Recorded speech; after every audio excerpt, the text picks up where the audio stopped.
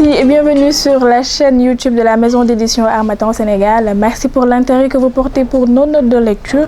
Nous avions pris un mois sabbatique pour le mois de Ramadan. Donc aujourd'hui, nous allons revenir avec un autre roman, à savoir celui de Rabia Diallo, Amour cruel, beauté coupable. Alors, pour ce qui est de l'auteur, Rabia est une Sénégalaise d'origine marocaine, mais qui a fait tout son cursus scolaire au Sénégal. Vous allez sûrement vous souvenir de son visage parce qu'en fait, elle est chroniqueur sur le petit écran sénégalais. Donc, nous allons venir sur le roman. Amour cruel, beauté coupable, c'est l'histoire d'une jeune fille, une jeune adolescente qui s'appelle Iman. Alors, Iman, comme tous les jeunes de son âge, rêve de liberté parce que pour elle, elle habite dans une prison dorée.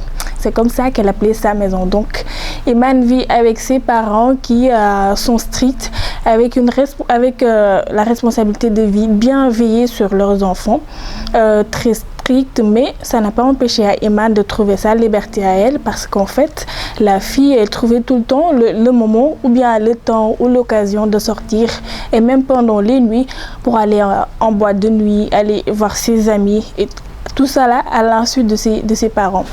Donc, comme ça, Iman sortait les nuits sans que ses parents ne s'en rendent compte pour aller en boîte, pour aller danser avec son ami, jusqu'à rencontrer son homme. Alors, Iman, comme beaucoup de jeunes de cette génération, ces adolescents-là, croient à l'amour rose surtout, et consacrera toute sa vie, tout son temps à Karim. Elle continue toujours à sortir les nuits pour aller vaquer à ses occupations, pour aller danser et sortir, parce que pour elle, ses parents ne l'aimaient pas. Ils l'enfermaient sans aucune raison. Au même moment, ses amis, ses copines sortaient pour s'éclater. Donc un jour, dans la nuit, à 4 h du matin, Iman s'est fait violer par un vagabond qui était ivre, qui est en train lui aussi de marcher au cours de cette nuit.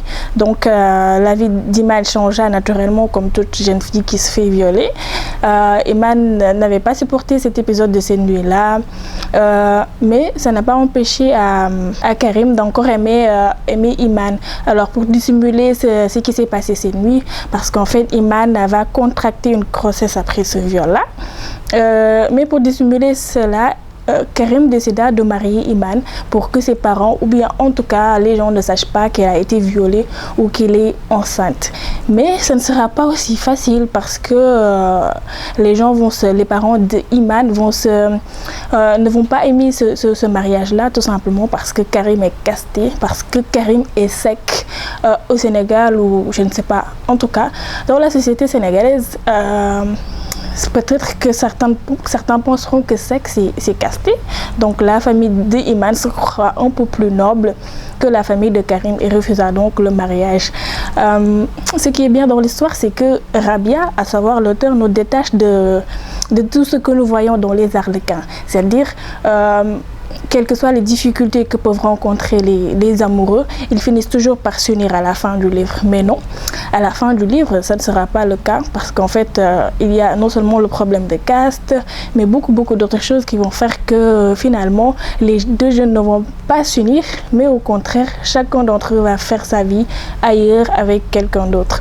Je pense que c'est le noyau de cette histoire-là.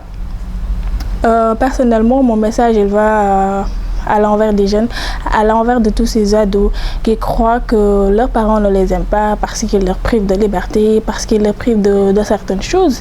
Je pense qu'ils en seront conscients que lorsqu'ils seront adultes, lorsqu'ils seront pères ou mères et auront des enfants à leur responsabilité, quand ils seront à ce stade-là, ils ne pourront plus dormir les nuits, ils ne pourront plus laisser leurs enfants dans la rue comme ce que faisaient leurs parents à eux. Mais aussi, j'ai un message pour les parents, parce qu'en fait, il ne faut pas créer une sorte de pont entre vous et votre progéniture pour éviter qu'ils aillent se déverser ailleurs, pour éviter qu'ils aillent s'ouvrir ailleurs jusqu'à tomber sur les mauvaises personnes.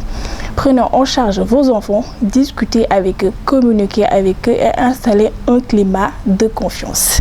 Alors, c'était tout pour Amour cruel, beauté coupable. En tout cas, c'était ça pour le fond. La forme, c'est un roman très simple, très féminin, parce qu'en fait, Rabia est très explicite. Entre-temps, je crois qu'elle a eu à se marier, à faire des enfants.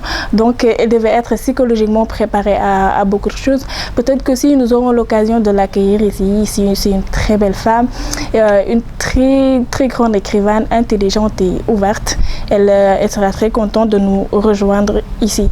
Merci pour tout, merci pour l'intérêt que vous portez pour nos vidéos, merci pour vos likes, vos suggestions, tout est bienvenu.